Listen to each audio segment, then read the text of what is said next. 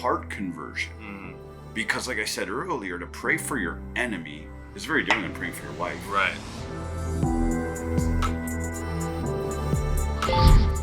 We are super excited to introduce you to our 300 Sons for City Soleil campaign. As you can see, we have these blank canvases here, and the beautiful thing that's gonna happen is we're gonna take these suns and we are actually literally gonna build a piece of art that is a sunrise that represents all of you coming together for the kiddos that we adore in City Soleil. So it's $25 a month commitment, and every single one of them comes together and makes a huge impact. We cannot wait to see who joins the Upstream family. Well, Ben, today you're in charge. Yes, I'm grateful to be here. Grateful to be able to be on the podcast. Glad to fill in for Sammy. Big shoes. I know. It's big shoes to fill. No pun intended since they're all shoe shopping right now. Yeah, right? For real. Yeah. So I'm excited to bring this topic together. Joe asked me to put one together, so last minute I got it done, and we're here, and we're going to be talking about prayer today. Yes. So last week it was all about love. Today it's about prayer. I like it. You know, I did kind of just say, create this, make it happen, but it's the greatest way to learn. Just get thrown into the deep end of the pool. Exactly. You can mess around in the kiddie end, and I can hold you, otherwise just chuck you in there. Exactly. So I'm excited. Have your way. I'm prayed up and ready to go. Yes, for sure. So I thought it would be cool to start with some testimonies of prayer in our lives. Sure. You know, the Upstream podcast is all about bringing life to people, encouraging them, sharing stories that kind of stir people on. Yeah. To do great things. So I thought it'd be cool to share some testimonies. Do you have any that come to your head right away? Oh my goodness. Testimonies on prayer. Yeah, right? I could probably write books just on that. Yeah. You know, with just coming off the top of my head, probably a prayer story that resonates with me a lot. 26, 27 years old, I have a massive transition. Well, let me say this. I don't even have to transition. I feel like God's leading me into a transition. So here's what the world looks like. For the past 6 or 7 years, I've been trying to provide for my family. You know, so Sammy and I are married. We got young kids, and just going through the motions. You know, it seems like the curse to work. If you're gonna have to work, you may as well work for some money. So we were just kind of following that rhythm. But Sammy and I both always wanted to be very evangelistic, to be in ministry. So even in the work world, we were giving our time, our extra resources, stuff like that to ministry. Yeah. Well, this point came in my life, Ben, where someone challenged me, and they basically, in a short story, said, "Why don't you choose ministry for a vocation?" And I thought, well, that's pretty silly. You know, like you must not know all that I've got going on right now. Right. But it pushed me into prayer. Yeah. Probably the season of the most intense prayer I've ever really been in, but that isn't even where the testimony comes from. It's where that prayer led me. So after kind of like doing the pros and cons list and praying and not necessarily hearing, like an exact answer of what to do, because what would be required to do this would be saying no to a lot of work of what the last 6 or 7 years have led up to. So I go to some mentors, right? So God tells us sometimes to seek godly counsel. And I go to some guys that I really trust. And they say, hey, Tuesday nights down at such and such house, a group of people gather together for prayer. He warns me. He says, it might be a little weird, because it's two old sisters and she'll be jamming on the piano some hymns. And, every variety of prayer is going to be happening. But he looked at me and he says, for some reason, when those guys pray, God seems to move and answer them. So I said, man, I need some real answers. Now, this might get me a little choked up, but here I go on a Tuesday night and I knock on this stranger's door. And I'm standing kind of below, like the house is raised a little bit. So the door opens and I'm looking up at this older woman. I got this big goofy smile. I'm young, 26, 27 years old. And I was like, hi there, ma'am. I heard that you guys have prayer going on in there, and I can hear kind of worship and piano going on in the background. Yeah. And she just stares at me. Like she's just staring down at me. And all of a sudden I watch like her eyes well up with tears. And she breaks the silence by saying, Joe Rogalski. And I didn't think anything of it. I was like, oh, somebody must have told her I was actually coming. Yeah. And I said, yeah, Joe Regalski. And she goes, I prayed for you every day of the 3rd grade. Wow. Ben, I didn't come to know the Lord till I was 20. Yeah. And from 3rd grade until 20, lots of things happened in my life. Right. But in this moment, that woman was coveting answered prayer. They hear this. And so anyways, long story short, I spend some time with her, receive some wonderful prayer, and I make the transition. I actually transition into vocational ministry. But what that moment taught me, beyond anything else, is that God hears our prayers. And the hardest part about praying is having the patience to understand that it may not have immediate effects. Right. Here is a woman, let me think, 3rd grade till 26. I mean, it's almost 20 years. Right. I mean, 15 to 18 years have gone by.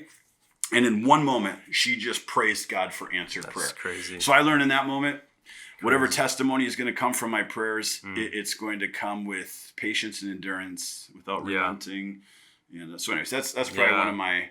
That's so good. I could tell so many, but that was a good one. Yeah. How about you? Well, that story makes me think. Like me and Cal are going to be going into this, leading small groups on youth night, and so one of the things I talked about with Cal, you're dealing with youth. They go through ups and downs in middle school, high school, and you never know where they're going to end up. But I know that there's been people in my life in the past that poured into me before I knew the Lord. And, that stuff matters. And so, like your teacher from back in the day, you might not know what you're trying or your prayers or whatever will do further down the road, because sometimes you don't get to see them answered, but there's definitely things that happen. So that's super cool. For me, a certain specific testimony that recently happened that's really cool. So actually I'm going to cite part from this book later, but the author of this book, Calista and I got to meet him and just share a lunch together. And he, at the end of our lunch, he just asked a simple question, what can we be praying for you guys? And I personally asked, I said it'd be super cool to have more of a spiritual relationship and have conversations with my parents. That would be super cool for me, in some way for us, me and Cal, to connect. We don't live by each other, but still have some really good, fruitful conversations. And no joke, and I know I've shared this with you already, but no joke, the next morning, my mom texts me and she goes, "Hey Ben, I know this is kind of weird and, whatever, but I was wondering if you and Cal would want to spend each Sunday with me and your dad and just pray." Wow. And, that shook me up and just gave me goosebumps. And it just shows God, like you said, God listens to your prayers, and he really does care, and he wants to show that he's listening. And so those things just stir your affections and really just grow your faith. And I'm grateful for all the prayers answered. And I'm sure you too, we both have so many prayers answered in our time serving in Haiti too. For one example, we were in a van one time, and the van wasn't working really well, and it stalled out, and actually the engine turned off, and literally wasn't in the greatest area for that to happen. We all just started praying in the car, and after 5 minutes of praying, the van just started up, and we were able to get to our destination. So I mean, those kinds of testimonies just really are huge for me. So I love sharing those stories. Yeah, there's something about prayer. So without prayer, things that happen sometimes can just feel like chance or coincidence. But when they happen as a result of prayer or after prayer, it makes you feel seen. Yeah. And it makes you feel heard, by the Almighty God. Right. That's the thing that really, really always resonates with me, is the fact that, we had people that used to rely on someone going and hearing from God, right? I think of Moses. Moses had to go to the top of the mountain and spend time with God, and Moses would come down and people would want to hear what God had to speak to him. And it's we now have permission to literally go to that throne room and pray. And what is hard about prayer, especially working with youth and where you're getting ready to go, our prayers can sometimes be very immature. Right. And when I say immature, I mean, there's nothing wrong with praying for all the things you want. I think that's pretty normal. Yeah. But it's pretty hard pressed when you're praying for things that you want and it doesn't feel like you're receiving them. Right. And there is a big difference between praying for promises of God, things that he says we can boldly pray for. Right. And then there's times where it's like, maybe he might know better than you that a brand new Escalade, isn't exactly what you need or what will glorify him most. So anyways, maturity in prayer is I'm excited that in my years now, I'm kind of starting to figure out a little bit and look forward to learning more. Yeah, that leads into my next question. Yeah. Ironically, which was, as you've grown in your Christian walk, how would you say you've seen your prayer life change? I think one, consistency. I definitely in my younger years had more of, I would almost call them manic prayers. I would say since I was 20, prayers have been a part of my daily life. Yeah. I can even remember in my early years it being very, very devout on my knees, both when I woke up and when I was going to bed. I've kind of returned to that. That's just kind of those moments to bookend the day. Right. But when I think about these types of prayers, I can think about the times where I'd go into the woods, with no intent other than to come out once I felt like I've heard something from the Lord. Yeah. When I look back at those moments, they're kind of romantic because they feel like so much energy went into it. I can remember the long hikes down into the woods and the anticipation. Yeah. Where now I would say it's more like enjoying a cup of coffee with my wife. It's like I feel at this age that God really does know me. He understands me, the good, the bad, the ugly. Yeah. And prayer now has just become just a way to kind of make sure I've communicated my thoughts and my feelings, my affections, my aspirations back to God. And I would say probably one of the areas that I've matured the most in has been praying for my enemies, if that makes any sense. I don't remember who taught me this, who shared it with me, but I can remember that switch being flipped. I've never really disliked people too much. There's only been a few times I can think of where I didn't like somebody enough that I carried it through my day. Like when I saw them, I was like, oh, I wish they weren't even in this building. Or they didn't go to church here or whatever. Yeah. But in those moments, I don't remember who it was. Somebody just said, well, have you ever prayed for them? And it's really interesting how when you're able to pray for your enemies or someone that you're angry with or upset with, and actually want well for them, how much your heart changes. So for sure, I think that healing of kind of forgiveness and whatever is definitely something that's matured in me. Where before it was kind of like I was young and dumb and grew up on the rough side of the street. So it was like, if you wronged me, then I just kind of cut you off. I'll go my way, you go your way. And didn't think much of it. Where now it's more of like, I think the compassion of Christ and the empathy that he has, having walked on this earth himself. That now I can look at people that maybe I wouldn't even care for. Yeah, for sure. And still know that. It's definitely eye-opening, For me, like early on in my Christian walk, like I felt like honestly like prayer was harder for me.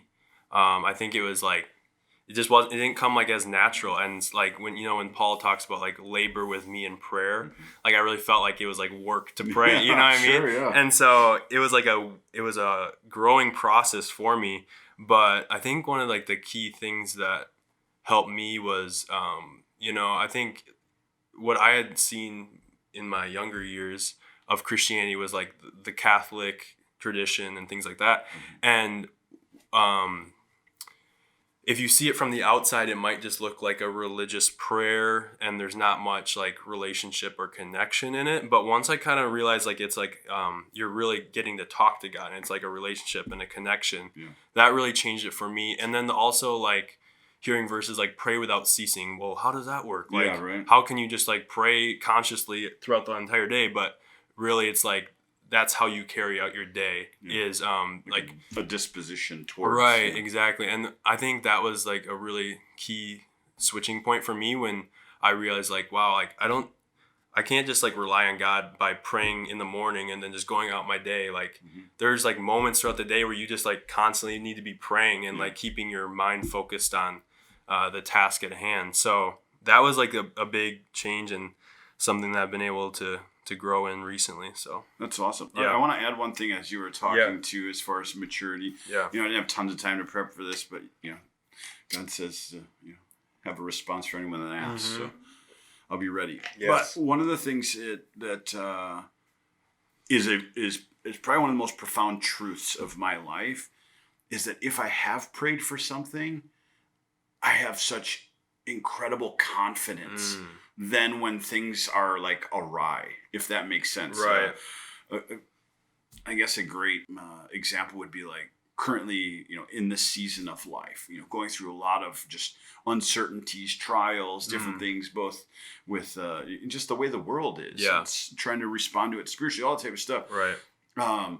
The more I pray into it and pray to those uncertainties, the more God reveals the things that I can be certain of. Yeah. And that is the fact that he's seated on a throne. Right. That he is in control of all things. His sovereignty still reigns. Right. And for some reason, that takes a huge burden off of the things I just can't control. Right.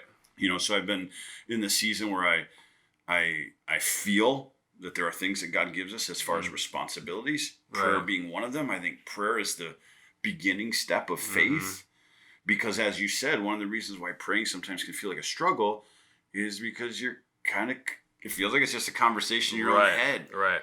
But when all of a sudden your faith is able to go beyond that and be like, no, the creator of all things, the creator of all things is hearing my prayers. And not only hearing them, like enjoying hearing them, wanting to participate, that then all of a sudden becomes like, wow, okay, I've laid this before God. Yeah. So even if today things go really, really wild or things go bizarrely unexpected, if I've prayed for it, then I can be like, okay, God at least knows. And I got to trust that this will work out for good. Right. So I would say that has matured in me a lot too. It's just the confidence to know that prayer is kind of the guide. Yeah. Of confidence in your life. Yeah, I think of like when Jesus said like ask, seek, knock, you know, like he's really just showing that like God's going to answer prayers, and he desires to hear your prayers. You know what I mean? Like he's basically saying like ask, and if that doesn't work, seek, and if that doesn't work, knock. You know what I mean? Yeah. So it's like he really wants to have that connection, that relationship with us. You'll become a dad someday. I'm certain of it, and you will learn this portion. Yeah. As far as God's affections towards our prayers more as you become a parent, because it's like, I've got 8 kids, and it's a real surprise when you find out what things they're struggling with or what things they're going through. Because the parent, like, man, why didn't you come before? Why didn't you let me know? God has the ability to see in through that, but wants to hear from you. But as a dad and a perfected father, God's heart, man, he really does love to hear from his kids. Yeah, exactly. Yeah, that's true. So I thought, a famous chapter in the Bible and one that I've always gone back to is Romans 12. Okay. And that's, you'll constantly hear people say like, I want to be a Romans 12 Christian. Like it really like kind of lays out how we should walk out our faith. And so these couple of verses were really good. I thought we could just unpack them and see how it relates in with prayer. So it says, let love be without hypocrisy, abhor what is evil, cling to what is good.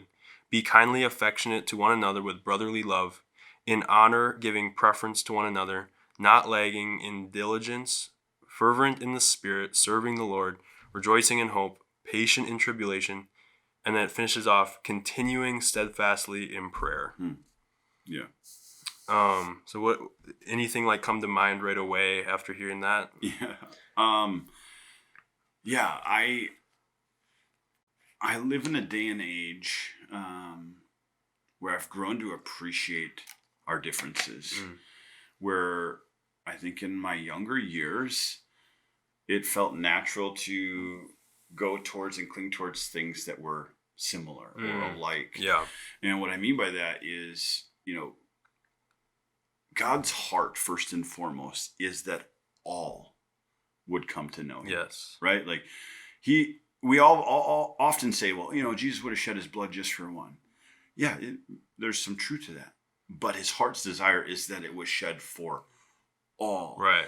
So when you grow up, as I have, experienced the things that I have, both at my own hand, at the hands of others, one thing that you really start to learn is that there is no part of you, no depth that you can go to that God still doesn't want to redeem you back. Yes. So when I hear this verse, I just think about the day and age that we live in, where, whether people are good enough, whether they're my politician, whether they're, what are all the different things that sometimes keep us from, praying for each other and wishing well for each other. Yeah, for sure.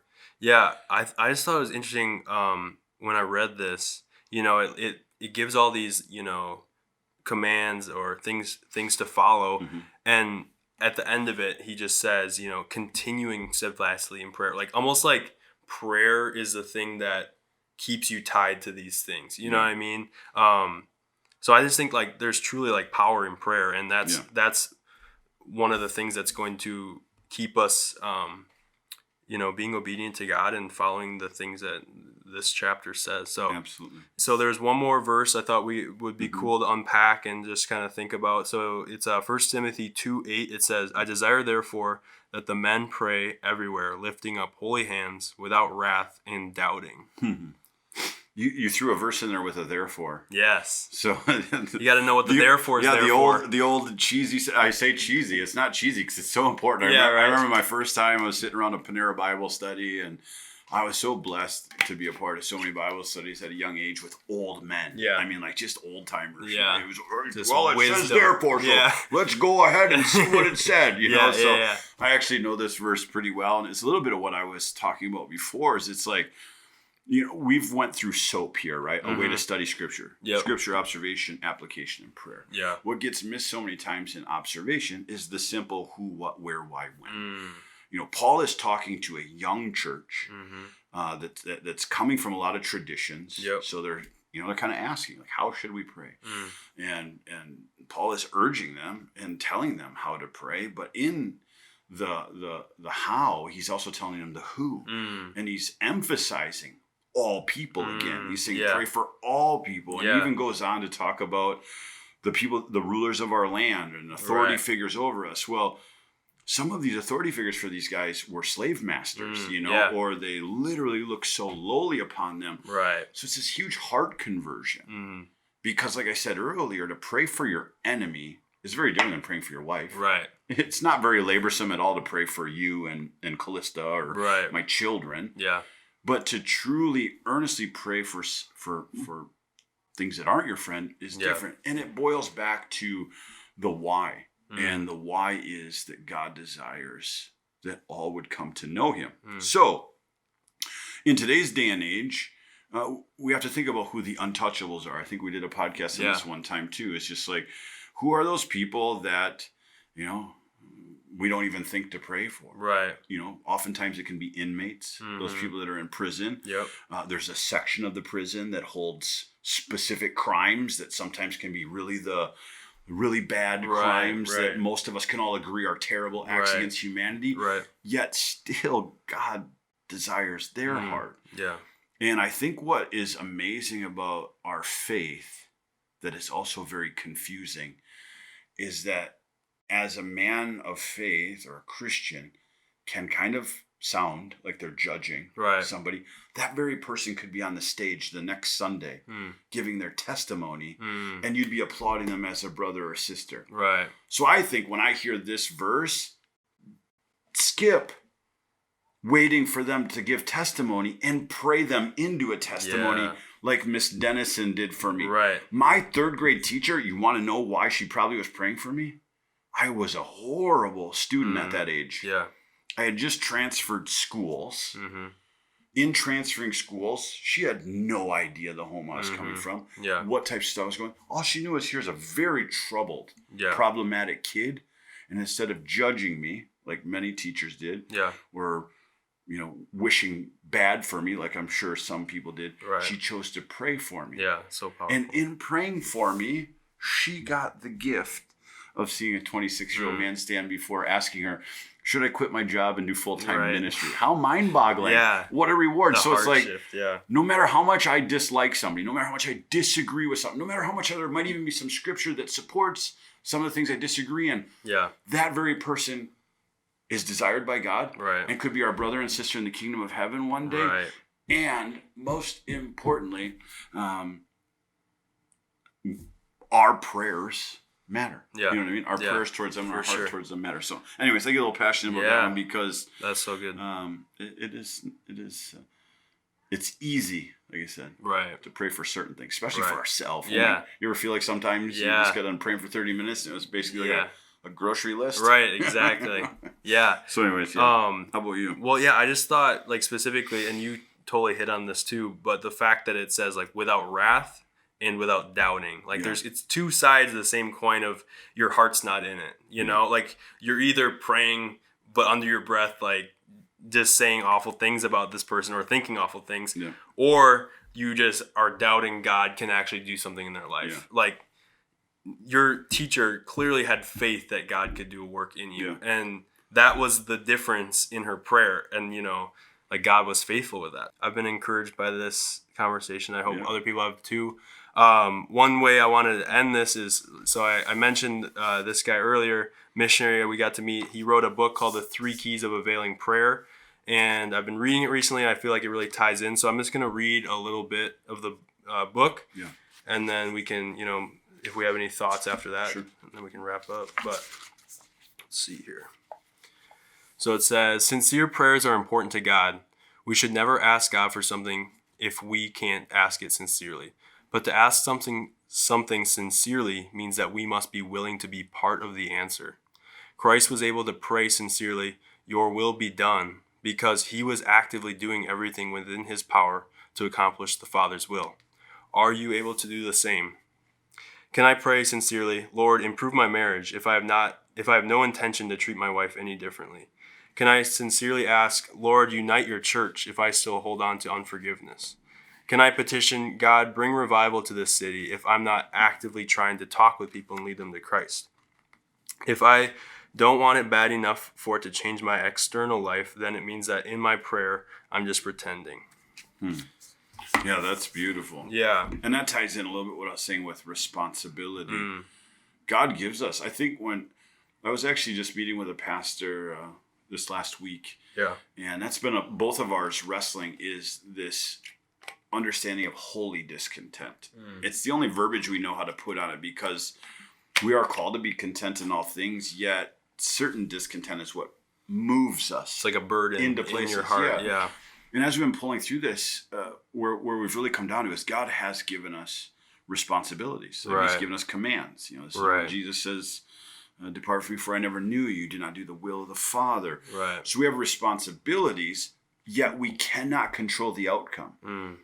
So oftentimes, you know, when we are praying for things, we in part are responsible to them. Right. Or we appear as a hypocrite a little bit. Yeah. And when you talk about sincere, I remember in my schooling, you know, sincere was always this idea of a cracked vase. You know, I could sell you something that looks completely perfect. You can't tell that it's not sincere. But when you hold it up to the light, you can see its cracks. Yeah. So what God is saying is when you come to me in prayer, like don't just present yourself as like this, you know, wailing person that's not willing to participate in the very things you're asking for. I love that. That's beautiful. This guy's he's got some. Yeah, I'll have to give it to him. I'm done. Talent, it's super good. So yeah, I think like, and later on he goes in, I wrote it down here, but he goes into just questions to ask yourself, like, how does this prayer apply to me? You know, like what kind of actions do I need to take to be a part of fulfilling a prayer like this? And like, what do I need to lay down to see this answered? And that really just will grow your faith and, you know, test you, because at the end of the day, like God's just looking for obedient people, you know? And so those are the people, and he works through people to answer prayers that way. So we, like, you know, the common phrase, if you want to see a change in the world, like be the change, you know, like that's kind of the thing that he's saying there. So absolutely. Yeah. I think it's super good. That. So yeah, anything else you had? I mean, aside from the fact that it's a solid topic, it's Yeah. always fun to spend some time with you. Yes. I would say diffusing the mystery inside of prayer. I think about a lot of people that are like, I don't know how to pray, what to pray. I mean, it can be as simple as literally reciting the Lord's Prayer, and just having that be kind of your foundation, and then say a few things after that. Yeah. And it also can be shut the door and just go to town, talking to God and unveiling everything. But Yeah. the most important thing is that we participate in it. Yeah. Spend as much time in it as we can. So that's our challenge to you guys. Yeah. Try it out. Get in prayer. See what God does.